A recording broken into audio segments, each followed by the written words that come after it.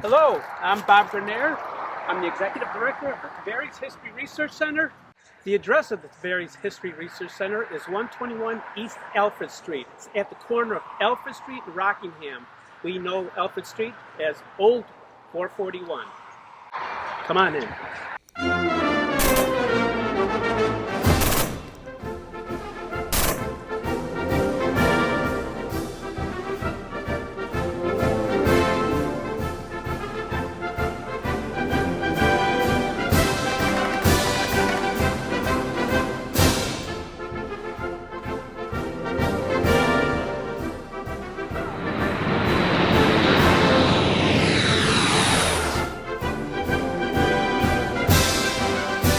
Hello and welcome to Central Florida Salute YouTube. I'm inside of the Tavares Educational Center with my good friend Bob Grenier.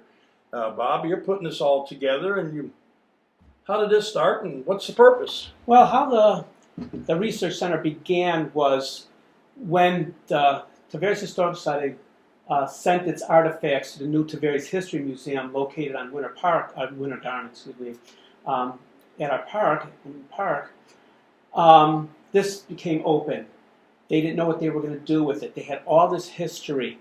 They had files and documents and photos, everything, all this history just sitting in this building, unsure what to do with all of it now. So I went to the president of the Tavares Historical Society and I said, listen, Brenda, what's happening to this building and all of your files and documents? She goes, well, I don't know. What do you think? I says, well, I have an idea of turning it into a history research center. You have so much history in this building of Tavares and Lake County and Central Florida. I think we need to turn it into a place where people can come, sit down, get on their laptops, look through old school yearbooks, binders, files, photos, and do genealogy work, archaeology work, whatever it is they want to do and what they're studying. And so I came over here and the building was a mess. I thought, oh gosh, I think it's possible that the city probably should level the building. It was in bad shape, very bad shape. It's not what you're seeing, Bob. And but I always loved the challenge, and I knew I had the team behind me to do it. So the Tavares Historical Society kind of said, Bob, have at it, go for it, turn it into a show place for us. And so for the past year, that is what I've been working on, from the city coming and doing restoration work on walls and windows. We had the interior and exterior painted. Obviously, pest control came in here. A lot of junk went out of here. And just got a whole new facelift. And we're soon getting ready to open. As of this recording, we're getting ready to open. We have some research files, binders, and a lot of books about to come in. So we're thinking maybe you'll be open around November. People can come in November, and the hours would be determined? Yeah, they're yet to be determined. Actually, people have been calling and scheduling coming in to look at things. So I've actually been by phone and email. People have been coming over here to do research. But we're actually going to set hours, probably similar to the Tavares Museum over there at Wooten Park at the old train station, to kind of match their hours. And I think they're open Tuesday, Wednesdays, and Fridays. I would actually like to be open 4 days a week consistent, plus be available for people to make appointments. So if you can't come Tuesday, Wednesday, Thursday, let's say, Friday, you can call and say, gee, I only have Monday available. Absolutely. Let's set up a time. I can be there at 1 o'clock. Absolutely, I will be there. I'll have a volunteer, or probably myself will be here since I'm the executive director. And I will be here to open it up and help you with whatever you need to do. Yeah, you have some volunteers who are going to help Oh, you. yeah, there's going to be volunteers. You all need volunteers. Absolutely. They're all volunteers. People who love the history, who love genealogy work and just research. It'll be available to everybody to come in here and enjoy. Well, so for people who don't know you, like I know you, I know you're a historian. Yeah, you've done a work with a lot of the museums, like the Lake County Museum down the road over here. And I know they know you in Marion County too. Yeah, and you've written several books, have you not? Yes, as a matter of fact, I've written 9 with my 10th one due to the publisher on October 25th. So I'm very excited about that book. That one there is about East Lake County and the history of our East Lake portion of the county, which has an extensive history. So yeah, I do a lot of that. A lot of research work still for people. I mean, I just got a call for somebody wanting to research Lane Park Cemetery. Somebody asked me to help build an exhibit just this morning down for the Claremont School down there in South Lake.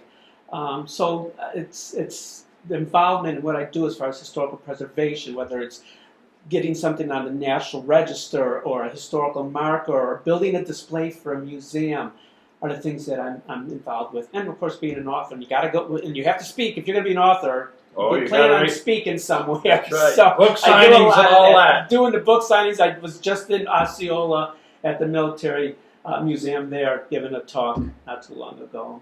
So Bob, tell me, this is under the city of Tavares, so you're a not-for-profit organization here? Yes, this is not under the city of Tavares. No. This is under the Tavares Historical Society. The building is owned and maintained by the city, which is a wonderful thing. But it's a historical society, non-for-profit.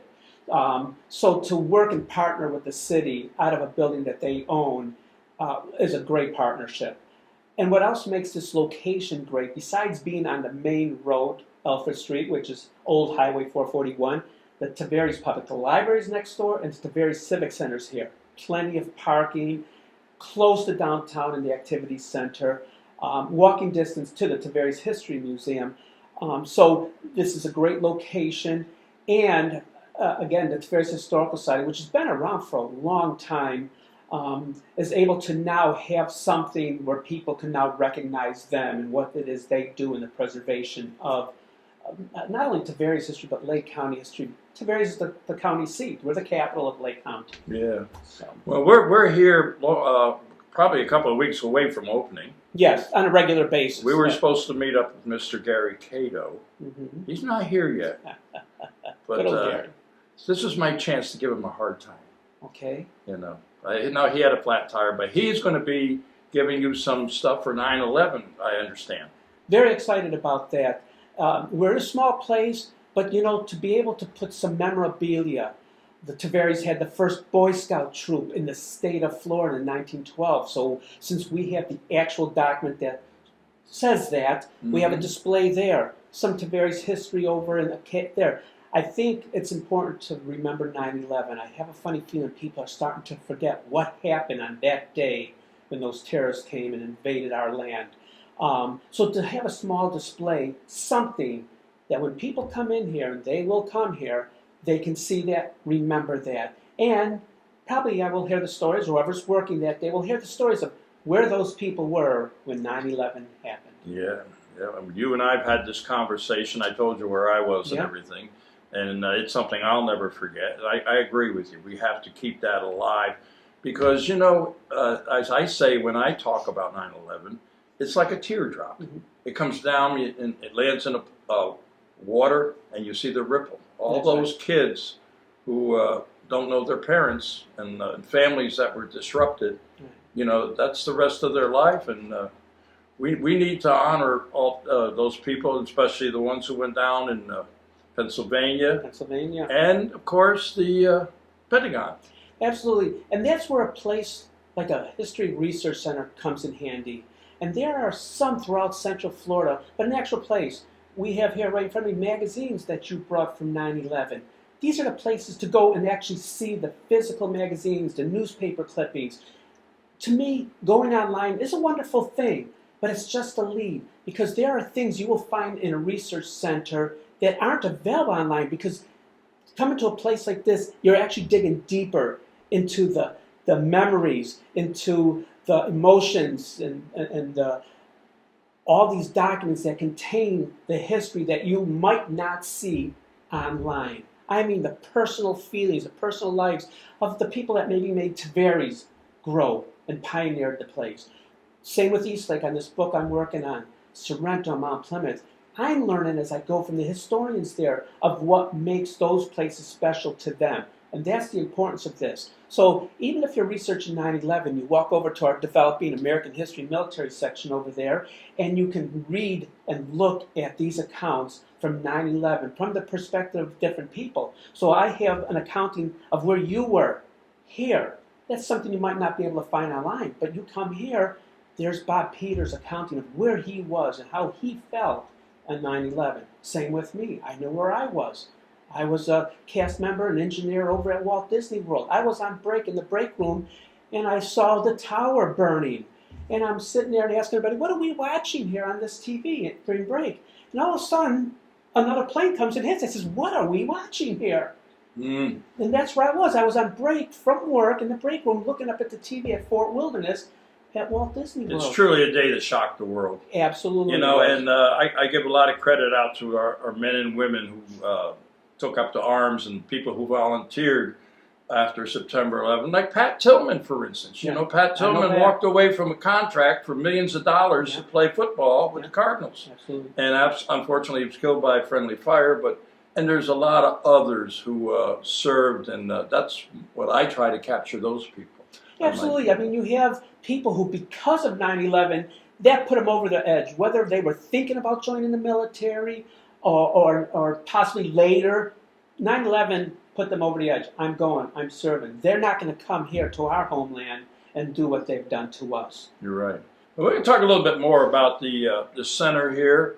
And, you know, I know you for a long time, and your dedication amazes me, because I am one of those who always tells kids and parents, instead of going here, going there, go to a museum.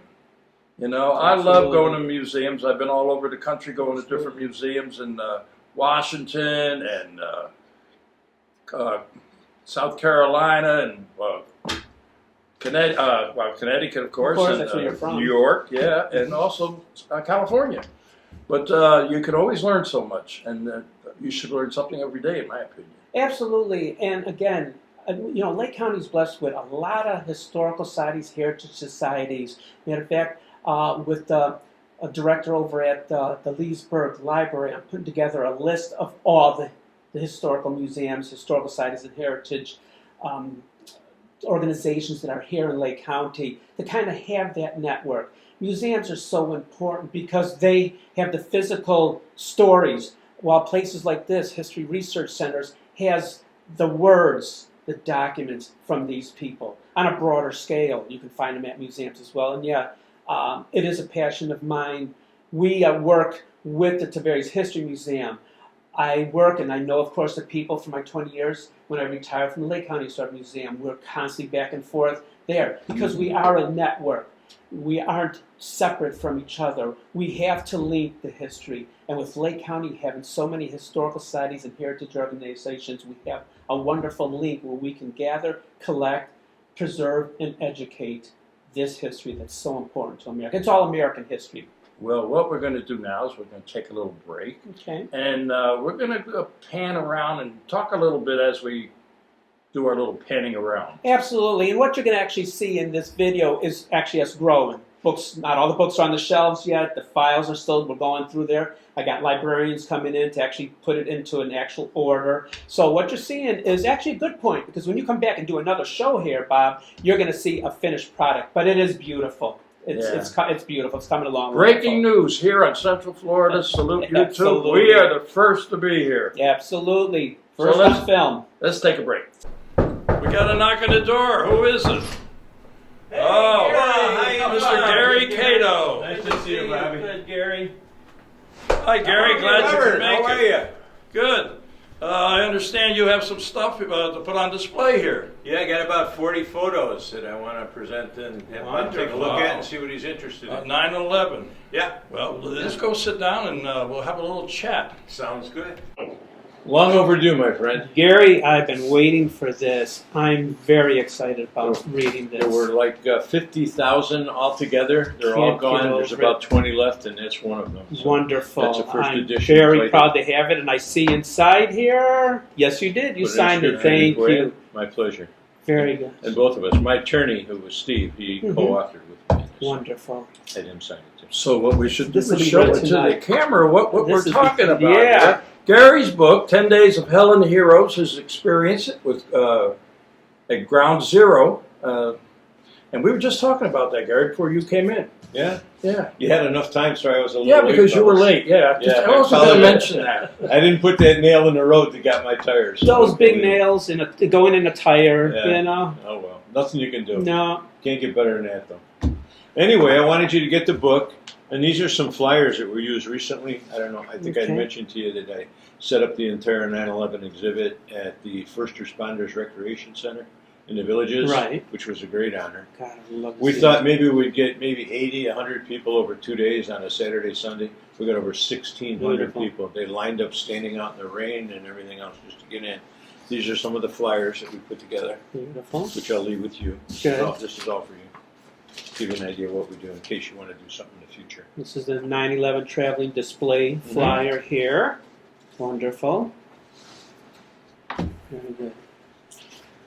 Gary, how many photos do you think you have? Because Oh, all what we're altogether? going to see now was basically all you took, right? When you were there Yeah, as a chaplain? I took all of these actually. There's probably about 6 or 7 I did not. They're stock photos because I wasn't actually there when the planes went into the building, and I have pictures of that also. But I got there about 2:30 in the afternoon on September 11th, and then immediately I went to see the governor in New York. He was in Albany at the time. There's an underground bunker there. Mhm. Control center was in. And when I went down, we had no communication whatsoever with New York because in their infinite wisdom, when they set up all the emergency communications in New York City, they put the antenna on top of the highest building, which was the World Trade Center. Yeah. And that was already down, so we lost all It was a good idea communication. at the time. Yeah, it sounded good. Yeah, the fire department, police department, everybody went through that antenna. So we were pretty much in the dark. And at that time, Governor George Pataki was the governor of New York, and I reported to him. When I arrived, I was there as representative for the National Red Cross disaster relief, and I was in charge of all government operations, coordinating, coming in from different entities, the state, the federal, local, and so forth. And he sent me down to New York, and that was the beginning. So I ended up going down there doing an assessment of the damage. And while I was there, I found out a good friend of mine, who was Father Mikhail Judge. He was both a priest that was with the fire department in New York and also NYPD, who had, in his infinite wisdom, could get the two of them working together very nicely, which was an historic event in itself. But he was the first one to die on 9/11. He was death certificate number 1. Yeah, and there were a lot of rumors going around how he died, but I knew him. I took a couple seminary classes that he was instructing at, and he actually died of a massive heart attack while running up an escalator in the World Trade Center, trying to help somebody, and that was it. So, but all the other stuff about him falling or people falling at him and all that, not true at all. So he died of a heart attack. He died doing his job. But that was quite a loss, and as a result of that, the battalion commander for the fire department in New York said he needed a chaplain. And I just blurted out at the time, I said, I'm a chaplain, that's what I do. And I'm an ordained chaplain in the Episcopal Church. I've been for 42 years now. And the next thing I know, he's shaking my hand saying, welcome aboard, Father, you're my new chaplain. Didn't quite work that way, but in the end, it turned out, I called the governor. As long as I gave him 8 hours a day in Albany doing my job there, which I had to do, I had nobody else to do it, I took all my off time and I went down to World Trade Center. I worked there as a chaplain. You know, too bad this book is out of print because after people see this show, they're going to want to know about it. I've had hundreds and hundreds of requests. Yeah, for it, because you know what? it was printed over 20 years ago, almost 22 years ago. I've read it, and you and I talked many times about September 11th and what went on. And one of the things that stands out with me was when you first got there and you asked the guy, "Where's all the people?" Yeah, that was an experience. When I arrived in New York, the only way you could get to New York, all air traffic was shut down, except for military priority. And that was my military priority. But I wound up taking the train down from Albany to Penn Station. Then I got to Penn Station, and NYPD was there, and they picked me up in a squad car. And I'm sure you guys have never been in the cage of a squad car. I think. No comment. Maybe, might be the exception. No comment. But anyway, I went in the back of the police car, and then they drove me down to Ground Zero. And when I got out, I come from Buffalo, so I know what snow looks like. It looked like gray snow, probably a couple of feet deep, and we're walking through it, going back to where the command center was set up at the base of the South Tower at that time. And I remember looking at the guy and I said, I used to come here every month for meetings in New York, the government. I was with the federal government. And I said, there's 30,000 people in these buildings. Where are they? Where's everybody? He looked at me and he goes, pal, he says, we're walking through them. You're breathing them right now. These are the ashes that are left. And that was a reality check. Well, we're here to do a little bit more about the educational center. I'm going to do a little panning around later. So, you're donating some stuff, and well, Bob Bernier and I talked about this before. The display, the 9/11 display, is pretty large, and when that's set up, I mean, it would fill a room. So rather than do that, what I want to do, because of space requirements here that you have, your restrictions on size, is I brought all the pictures I have today that were taken. I took most of them myself. They're basically they're mounted on a foam core. Wonderful. So that's the kind of stuff you're going to get, things like that. Perfect. And I got a lot of other things in here. Now this is not just the World Trade Center. I also have photos from the Pentagon. And my sister was down there with the FBI, so she was there also working with people there while I was in New York. And then, of course, in Shanksville, Pennsylvania, where the plane went down, there was a lady there who sent me a photograph. She actually took it from her back porch that showed where the plane actually came down. You could see it. It's a world famous photo now, and she sent me one, and she signed it and wrote a beautiful letter. And when I had everything in the box and I was setting up, someone spilled liquid on it and destroyed the photo. So I'm not even sure she's alive anymore. That was almost 22 years ago. Yeah. So that's the only one I'm missing, which breaks my heart. Yeah. But I do have others in there. Wonderful. But what I want to do is share them all with you today. You can take a look at them, and the ones that you think would be appropriate for here in your historical center, we can get copies made. You can mount them however you want, or I can do it for you, and I'm happy to do that. And then use them however you see fit. Absolutely. Some are under copyright, so you know. Yes. Well, I'd like to put some, where people can see them when they come here. Sure. But I also would like to have copies in the file cabinet. So when people Absolutely. come to the History Research Center, there's people who aren't even born yet. When it comes time to research that for their school paper or whatever it is they're doing, they can look through our files and they can study that, read that, especially photos. With that whole one cabinet just dedicated to photos. There will probably be more dedicated to photos, Sure. because people are donating. It's a lot. interesting you talked about the youth today, because I think it was about 2 years ago. Just a random survey was done of some of the young people living in the area down here in the villages and in the Leesburg area and so forth, the schools. And the question was very simple. What does 9/11 mean to you? Well, when we think 9/11, our age group, we think September 11th. 93% of all of the high school students they asked, what does 9/11 mean to you, answered something to the effect like, oh, that's the number you call whenever you need a police, Emergency you need a number, fire. yeah. It's your emergency number. No, very, very few associated it to 9/11 unless they lost a family member there, maybe a father or grandfather or something like that. Then they knew about it. But most did not. And to the best of my knowledge, it's not being taught in school. It's not being talked about. The attitude today seems to be, we don't want to talk to Johnny or Susie about something that's sad or could bring them down and all.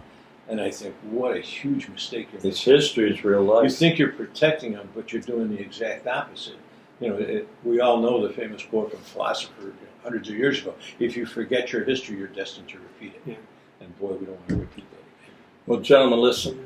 This is a salute show, and before I run out of time, because I know you guys want to go through this, so we're not going to record every picture here, but we're going to come back when the display is up and show what it's going to look like. But so we're going to take a break now. Okay? Okay. Good.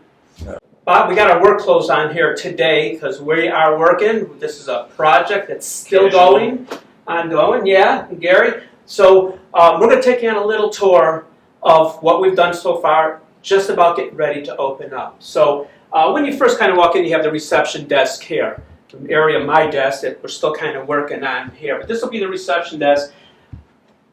Before we get into the research area where the books and the file cabinets are, we have a little display here to kind of help promote the local museums. We're going to put a little display to kind of point people to some of our local museums. So it's kind of a Tavares history with some of our artifacts there. So when you go into the main building here, this is going to be kind of the library Got a table right there. We got a library. Now we've got books coming in now. We've got boxes of books coming in right now, where we're going to feature Florida history. We're going to have Tavares history, because we are the city of Tavares. And also we're going to have a big selection of American history and military history as well. We'll actually be adding more shelves where you see these plants are right now, because we do have a lot of books coming into our library. There is, of course, the conference area here. Of course, we've been working, so the chairs are, everything's here. But we'll have a conference area here where people can hold meetings. We're also going to be a place where small groups can hold their meetings here. So we're going to advertise that little historical organizations or book clubs or women's clubs can come and they can meet here, round tables, and they can come here. We can sit up to 30 people here. These are the old Tavares citizens. The Tavares Historical Society, which operates this research center, still have these. They still love them. You'll be surprised how many people still, even though these have been scanned and are available online, these books, people still love to take these books and get them to a table, and they love reading. They go all the way back to the 1920s, these old Tavares Citizens newspapers. Of course, we're building a map collection here as well. With local maps, you can do some research on where different plots were. And so we have all of that. Maps are huge. People want to know where something was located at. Another display here, and relax and enjoy yourself. And then the next room over, which we'll go here in a second, will be where all the file cabinets are and a conference table. This room here is where all the file cabinets are. This is where you'll be able to go, and we're going to still get displayed. This is where all your files are going to be: family histories, building histories, waterways. All the histories are going to be in these file cabinets, along with a photo archive, which will also include copies of the 9/11 photographs Gary Cato brought us today. This right here, I'm working on today, so that's why I got my work clothes on and getting all these scrapbooks and binders and folders all in order and cleaned up. And I'm deciding as I walk around here, where am I going to put this wonderful display of 9/11 photographs and memorabilia from Gary Cato. Gary, I certainly appreciate this. All these wonderful photos from 9/11, from the Pentagon to Ground Zero to Pennsylvania. These are going to be a wonderful addition to our Tavares History Research Center. This is moments in time. Yep. These photographs of history that people can come here to the Research Center and never forget. I appreciate you coming in. That's the entire idea. People after 20, we're going on 22 years now, people are starting to forget. They want to put it past, put it behind them, because it is a painful time. It is for me. It'll always be that way. On the other hand, we can't forget about it. Absolutely. Because and again, we don't ever want to relive this again. I think we changed as a country that day. We felt that we were impervious to attack. That was other countries where they had terrorism. This is the first time anyone attacked this country directly, other than Pearl Harbor, which was Hawaii. So it's something people need to remember.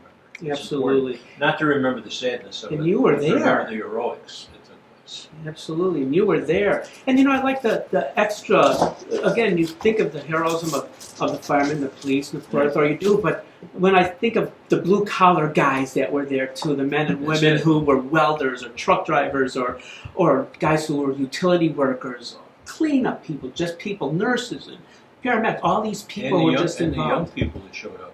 When you're going through a debris pile, this massive debris pile, trying to find people still alive, you're not going to take off 80 pounds of equipment and walk 13 blocks for a cup of coffee. So we set up our own little service right there. And the way that started is 4 young people, college age, probably 17, 18 years old, walked in and they saw me and they said, "Father, we have to do something. We really need to do something. Is there anything you need?" And I just casually said, "Yeah, we don't have anything. We have no food. We have no water. These guys are working and you're not going to go to get that."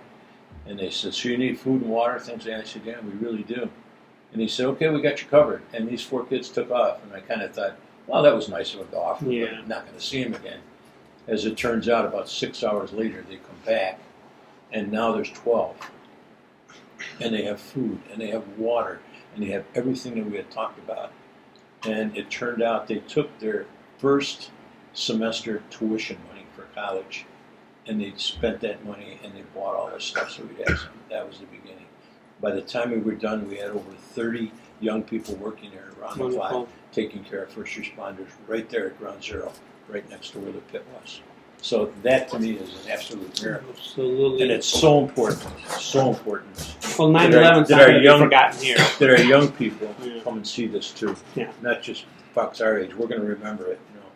But the young people today who didn't experience it, here's their opportunity to learn.